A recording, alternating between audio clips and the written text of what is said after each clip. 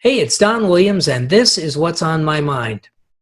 Today, I want to talk about an old investing adage called sell in May and go away. The concept of selling in May to avoid weak investment performance is an old one. It is based on the historical underperformance of some stocks in the 6-month period beginning in May and ending in October compared to the more robust investing return period from November to April. If an investor followed this strategy, they would divest their stock holdings in May or at least late spring and invest again in November. The question is, does this add value? According to LPL research from 1950 to 2013, the Dow Jones Industrial Average had an average return of only 0.3% during the May to October period, compared with an average gain of 7.5% during November to April.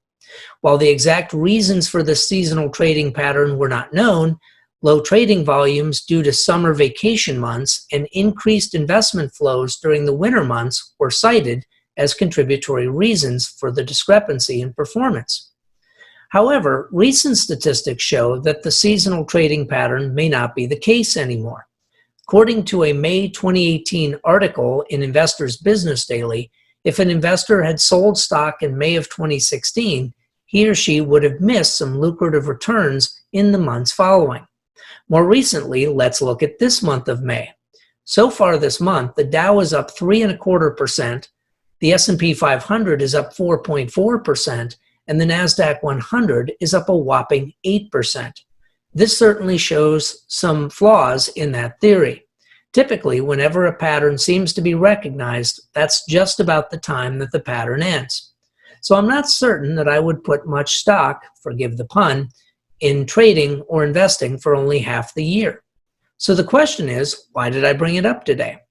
Last week, we did rebalancing in most client accounts, and the remainder will be finished up this week.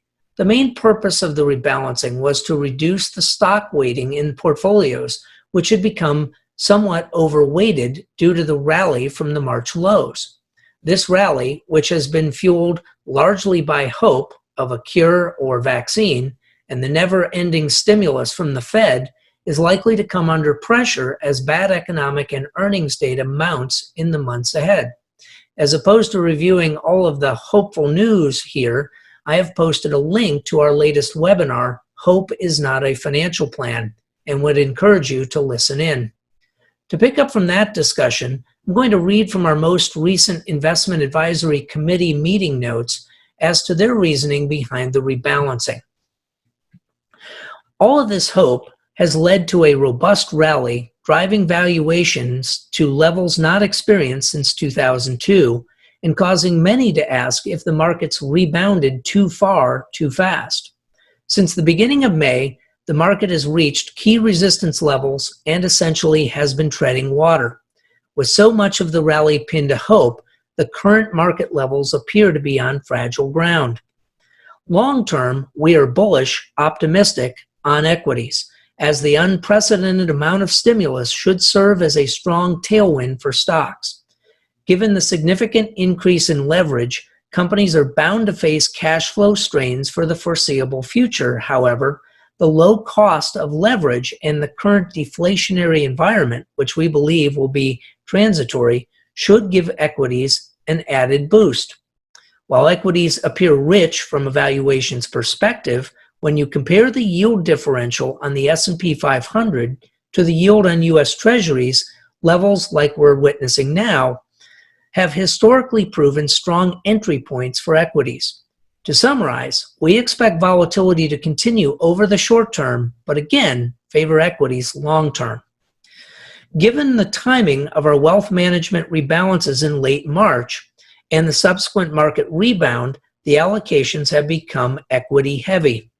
Given the fragile ground we believe the markets are standing, the IAC discussed and ultimately decided that a rebalance is warranted. So in summary, cute sayings are not an investment strategy, but prudent tactical asset allocation and rebalancing is. We continue to manage accounts to take advantage of the volatility in the markets.